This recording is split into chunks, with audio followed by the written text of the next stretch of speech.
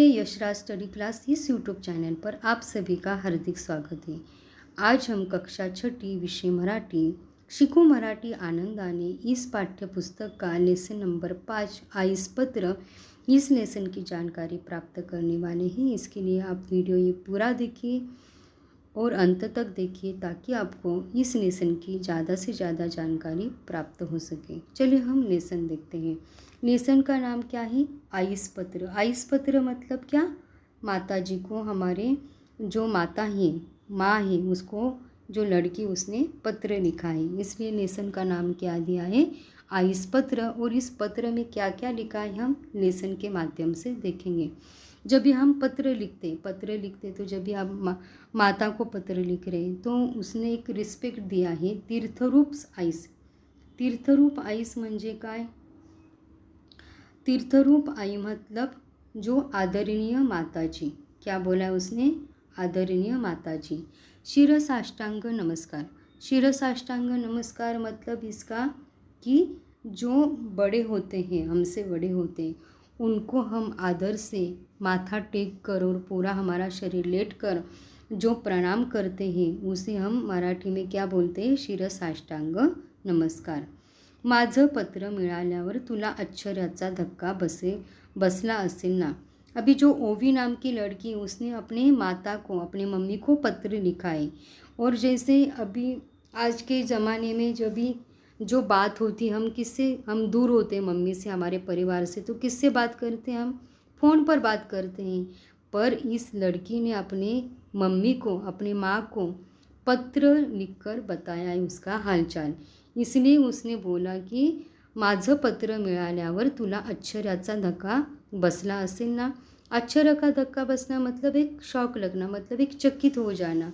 अरे ये फ़ोन पर बात करने वाली लड़की ने आज अचानक कैसे पत्र लिखा है? इसलिए उसने जो पत्र की शुरुआत ऐसे की है। ओवी रोज़ तर आपल्याशी फ़ोनवर बोलते। देखो मैंने बोला ना कि ओवी ये रोज़ क्या करती? अपनी मम्मी से फ़ोन पर बात करती, उसका हालचाल पूछती है। मग अचानक तिने आपल्याला पत्र का बरं लिहिलं असेल? तो इसलिए उसकी मम्मी को भी एक सवाल आ गया, एक प्रश्न आ गया कि अचानक मेरे लड़की ने मुझे पत्र क्यों लिखा? असा प्रश्न पडला असेल ना तुला। तो उसने बोला कि ऐसा सवाल, प्रश्न मतलब सवाल तुझे पड़ा होगा कि आज अचानक ओवी ने माँ को पत्र क्यों लिखा?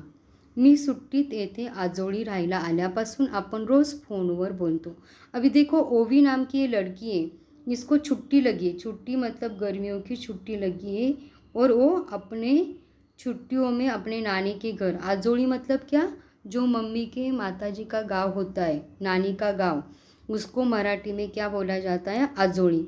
आजोड़ी राहिल्यापासून जैसे वो अपनी नानी के घर आई है उस दिन से वो रोज़ अपनी मम्मी से किस पर बात कर रही है? फ़ोन से बात कर रही, फ़ोन पर बात कर रही है। पण आज आजीने मला तिने जपून ठेवलेला पत्राचा खजिना दाखवला। जैसे उसके जो रोज़ फ़ोन पर बात कर रही है ओवी नाम की लड़की, पर आज उसके दादी ने, आजी मतलब क्या? दादी ने, उसने बोला कि रोज़ तू फ़ोन पे बात करती पर आज तू क्या कर? पत्र लिख। पर ये आइडिया उसको कैसे आई? आजीने मला तिने जपून ठेवलेला पत्राचा खजिना दाखवला। उसकी जो दादी है उसने जपून मतलब क्या? संभाल कर रखना। पत्राचा खजिना मतलब क्या? एक बहुत सारे पत्र है, लेटर है उसके दादी के पास, जिसके उसके दादी को, उसके मम्मी ने, उसके परदादी ने उसको लिखे थे, वो उसने वो संभाल कर रखे हैं। तो उसको क्या बोला गया है? पत्राचा खजिना दाखवला। वो खजिना मतलब इतने सारे, ढेर सारे पत्र उसके दादी ने ओवी को बताया। आजी लग्न करून सासरी आल्यावर पणजीने आजीला लिहिलेली सगळी पत्र आजीने जपून ठेवलेली आहेत। जब भी उसकी दादी, लग्न मतलब क्या? शादी करके जब भी वो ससुराल आई तभी उसके पणजी ने, पणजी मतलब क्या? उसकी जो दादी है, दादी की माँ, उनके दादी के माँ को क्या बोला जाता है? पणजी। तो उन्होंने वो पत्र लिखे थे, वो सब पत्र, लेटर, वो सब खत, सब जो उसके दादी ने संभाल कर रखे थे। जपून ठेवली मतलब संभाल कर रखना। आईची आठवण आली की ती अजूनही ती पत्र ती पुन्हा पुन्हा वाचते। आठवण आनी मतलब क्या, जब भी उसकी जो दादी है उसको जब भी उसकी माँ की याद आती है, आठवण येने मतलब क्या, याद आना। जब याद आती तो ये क्या करती है, उसकी दादी जो उसने जो खत संभाल कर रखे हैं वो खत पत्र निकालती है और वो बार बार उसको क्या करते, पढ़ती है। फोनवर बोलण्यापेक्षा पत्रामधून आपलं मन मोकळं करण्याची कल्पना मला फारच आवडली। अभी उसकी दादी ने बोला कि हम पहले के पुराने ज़माने में एक दूसरे का हालचाल कैसे खत के माध्यम से लिखते थे। तू भी अपनी मम्मी को फ़ोन पर बोलने से अच्छा तू मम्मी को खत लिख, एक लेटर लिख। और ये कल्पना मतलब क्या, ये आइडिया किसने दी, ओवी के दादी ने दी। उसको वो बहुत पसंद आई। म्हणून मीही पत्र लिहायचं ठरवलं। इसलिए उसने भी जो लेटर लिखने का उसने तय किया। आजी म्हणाली, पूर्वी आम्ही सारेजण पोस्टमन काकाची आतुरतेने वाट पाहायची। और आजी बोले कि पूर्वी मतलब क्या, पुराने ज़माने में हम जो पहले फ़ोन नहीं थे तो एक दूसरे को संदेश पत्र के माध्यम से देते थे। तो जब भी वो पोस्टमन काका मतलब जो पोस्टमन होते अंकल, उनकी वो आतुरतेने मतलब बहुत इंतजार करते थे। आपल्या आवडत्या व्यक्तीने आपल्याला लिहिलेले पत्र पोस्टमन काकाकडून मिळालं की आमचा आनंद गगनात मावेन असा वाटायचा। और इतने राह देखते थे, जब भी आवड़ती मतलब हमारी प्रिय व्यक्ति हमें जब भी खत लिखती और वो खत मिलने के बाद जो पढ़ने का जो आनंद आता है वो बहुत होता है। गगनात मावेना मतलब क्या, बहुत खुश होना, बहुत खुश होना। आई मी येथे खूप मज़ा करत आहे। अभी उसने लेटर में लिखा कि आई मी येथे खूप मज़ा करत आहे। उसने बोला कि माँ मैं यहाँ पर बहुत मज़ा मतलब बहुत खुश हूँ। हिरवेगार डोंगर, झुळझुळ वाहणारी नदी। अभी जो गांव का जो नेचर है उसका वर्णन उसने खत में किया है कि यहाँ पर क्या है, हिरवेगार डोंगर मतलब यहाँ हरेदार पहाड़ है, झुळझुळ वाहणारी नदी है, पिकांनी भरलेले शेत आहे, जो हरा भरा खेत आहे, डोलणाऱ्या गवत फुलाचे माळरान है। यहाँ पर बहुत सारे जो फ्लावर है और जो हरियाली में जो फ्लावर बहुत मस्त लगता है, मस्त दिखते हैं। हे असं निसर्गाचं वर्णन सुंदर रूप पाहायला गावातच यायला हवं। तो बोले कि ऐसा पूरा हरियाली का नेचर, सौंदर्य वातावरण देखने के लिए हमें गाव आना ही चाहिए। आता दरवर्षी मी सुट्टीत मी आजीच्या गावाला यायचं ठरवलं। अभी उसने बोला कि हर साल मैं क्या करूँगी, छुट्टी के दिनों में अपनी नानी के दादी के गांव में आऊँगी, ऐसे उसने तय किया। आजीच्या हातची भाजी भाकरी एवढी चविष्ट लागते। उसने बोला कि आजी मतलब दादी के हाथ की जो दादी या नानी के हाथ की जो रोटी होती है, सब्जी रोटी, वो बहुत ही चविष्ट मतलब स्वादिष्ट है लगती है। मला पिज़्ज़ा बर्गरची मुळीच आठवण येत नाही। वो बोले कि यहाँ पर मुझे जो सब्ज़ी रोटी खा रही तो मुझे पिज़्ज़ा बर्गर इसकी याद ही नहीं आ रही है। जैसे जो शहर के लड़के बच्चे होते हैं उनको कैसे पिज़्ज़ा बर्गर जो ये ज़्यादा पसंद होता है, पर वो गांव जाने के बाद ये सब भूल गई। काल मी आजीबरोबर देवळात कीर्तन ऐकायला गेली और वो कल अपने दादी के साथ नानी के साथ क्या गई, मंदिर में गई। और वहाँ पर उसने क्या सुना, कीर्तन। अभी कीर्तन मतलब क्या, कि जो भगवान का जो गुणगान गाया जाता है उसको क्या बोला जाता है, कीर्तन। और उसके कीर्तन का एक अलग अर्थ भी बताया है उसके दादाजी ने, नानाजी ने, क्या की कथा काव्य नाट्य यांचा सुंदर मिलाप म्हणजे कीर्तन। अभी उसके जो आजोबा है, आजोबा मतलब दादाजी या नानाजी भी कह सकते, तो उन्होंने बोला कि कीर्तन म्हणजे काय, कथा काव्य नाट्य यांचा सुंदर मिलाप म्हणजे काय, कीर्तन। असे आजोबा का म्हणाले ते कीर्तन ऐकल्यावर मला समजले। और जब भी उसके दादाजी नानाजी ने बताया कि कीर्तन म्हणजे का, जब भी उसने जब एक कीर्तन सुना तो तभी उसको पता लगा कि क्यों अपने दादाजी ने ऐसे बोला।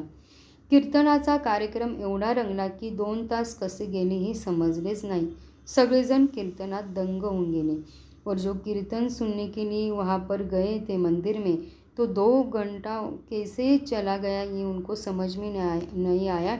इतना सुंदर जो भगवान का कीर्तन था कि वो सुनने में सब दंग हो गए। दंग होने मतलब क्या, वहाँ पर रम जाना, वहाँ जो मग्न हो जाना, खो जाना। उसके बाद देखो, आजोबा रोज शेजारच्या मुलांना गोष्टी सांगतात। जो उसके दादाजी जो पड़ोस के जो छोटे बच्चे हो गए उनको भी क्या सुनाते, रोज कहानी। गोष्ट मतलब क्या, कहानी सुनाते। रात्री जेवण झाले की मोकळ्या आभाळाखाली चांदण्यात हा गोष्टीचा कार्यक्रम रंगतो। अभी उसके दादाजी कब कहानी बताते हैं, जब भी रात का जेवण मतलब रात का खाना खाने के बाद, जब भी आसमान खुले आसमान के नीचे और जो चांदनी रात में ये उनका जो कहानी का जो प्रोग्राम है वो चलता है। कार्यक्रम मतलब क्या, प्रोग्राम। या मुलांना भेट म्हणून देण्यासाठी गोष्टीची काही पुस्तकं आजोबांना हवी आहे। अब ये जो आस पड़ोस के जो बच्चे हैं उनको, जो उसके दादाजी, ओवी के दादाजी, उनको उन बच्चों को क्या भेट देनी, भेट मतलब क्या, गिफ्ट देना है। स्टोरी बुक, गोष्टीची पुस्तकें। गोष्टीची पुस्तक मतलब कहानी की जो किताब होती है, स्टोरी बुक, ये उनको गिफ्ट देना है। तू ती मुंबईहून येताना नक्की आण। और जब भी ओवी की माँ उसके नानी के गांव आएगी, मतलब उसके मम्मी के गांव आएगी, जब भी उसने बोला कि आते समय ये कहानी की किताब तू लेके आ। आणि हो, आजीने तुला निरोप दिला आहे। और उसके दादी ने और क्या निकनी को बोला है कि निरोप देना मतलब क्या, संदेश देना, की सुट्टीत संपत आल्यावर मला न्यायला येशील। और जब भी ओवी की छुट्टियाँ ख़त्म होने को आ रही है, उसी टाइम उसको लेने आना है। तेव्हा 4 दिवस राहिलाच आहे।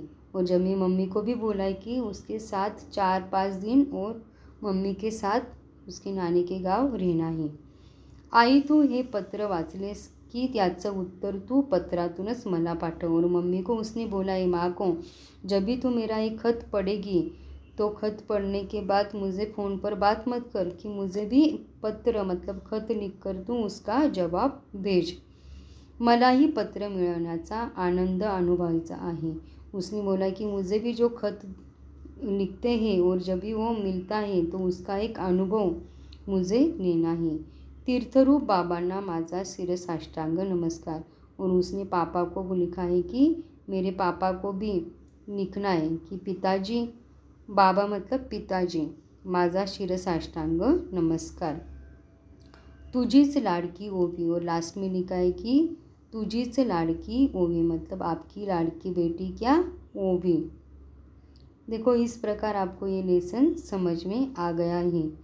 तो देखो, हम इसके कठीण शब्द देखते हैं, नए शब्द, नवीन शब्द शिकूया। मतलब नए शब्द, आश्चर्याचा धक्का बसणे म्हणजे काय, खूप आश्चर्य वाटणे, मतलब आश्चर्यचकित हो जाना। आजोळ मतलब क्या, जो नानी, आईचे माहेर, मतलब मम्मी का जो माँ का गाव।